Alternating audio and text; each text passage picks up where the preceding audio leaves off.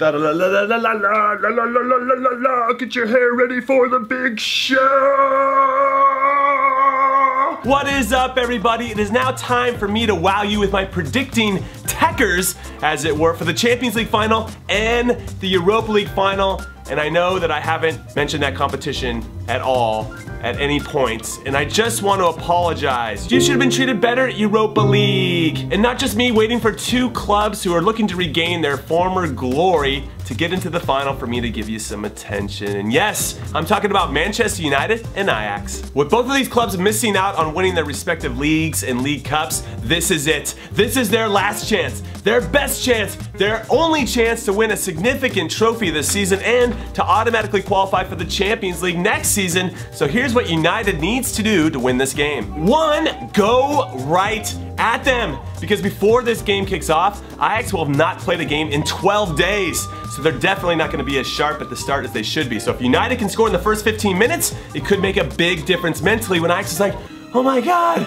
what just happened? And that's not easy to come back from. And 2, don't let them get into a rhythm. If they can figure out a way to survive the start and not give up a goal, you can't let them get comfortable. They've lost their last 6 games away from the Amsterdam Arena, and you have to continually remind them of this fact by making it as difficult as possible for them at all times, which is code for just letting Marwan Fellaini kick as many people as he possibly can. As for Ajax, here's what they need to do. 1, play free, because the pressure is on United and their manager Jose Mourinho, who will somehow find a way to make it all about himself anyway, so use that to your advantage and enjoy the moment. And 2, show off your youthful exuberance, because you have so many talented young players like 19-year-old Kasper Dolberg, who leads your club in scoring with 22 goals in all competitions, and a pair of 24-year-olds in Davy Klaassen and Hakim Ziyech, who can do both. They can score and they can drop dimes. They are playmakers, and it makes me wonder how long they're even gonna be with the club. But that is a conversation for another time, because they have a big final to concentrate on,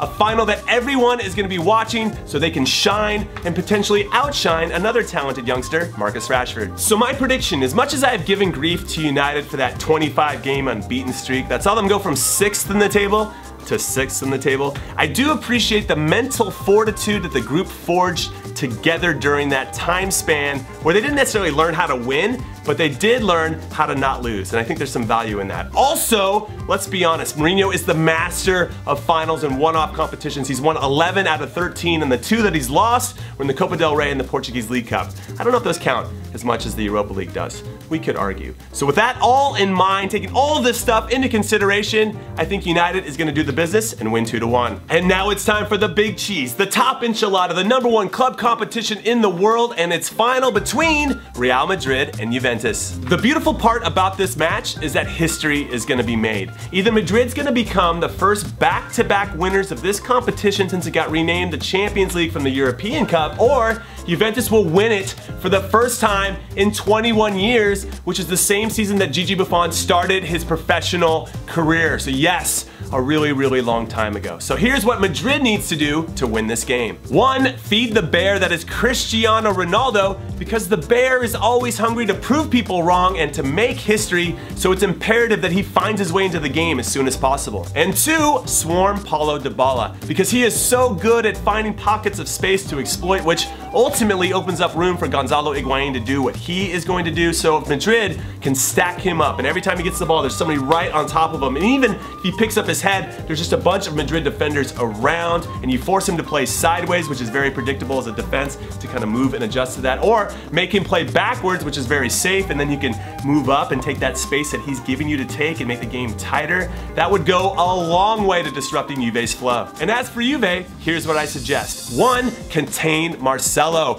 because he is the glue of the team. He supports the attack when it's needed, he scores big goals when it's needed, he makes big defensive plays when it's needed, and he supports his teammates at all times. He is the guy, and probably the best left back in the world right now. So if Juve can limit his influence, which might mean Juan Cuadrado, also known as John Square, sacrificing some of his movement going forward to counter all the energy that Marcelo has going the other way, it could make a big difference. And 2, play for Gigi, because this is the goalkeeper's best and possibly last chance to win the biggest club trophy in Europe, and due to his legendary status, I feel like everyone is pulling for him, minus Real Madrid fans to win it. So my prediction, well, I think in some cruel twist of fate, because he can never score a big goal in a final when he's playing with Leo Messi in Argentina, Gonzalo Higuain is gonna make up for that fact by making Messi's biggest rival's life miserable, and he's gonna score the game-winning goal, which just happens to be against his former club, and Juve is going to win 2-1. So that is what I think, and yes, I predicted the safe 2-1 scoreline in both games. Deal with it! What do you think?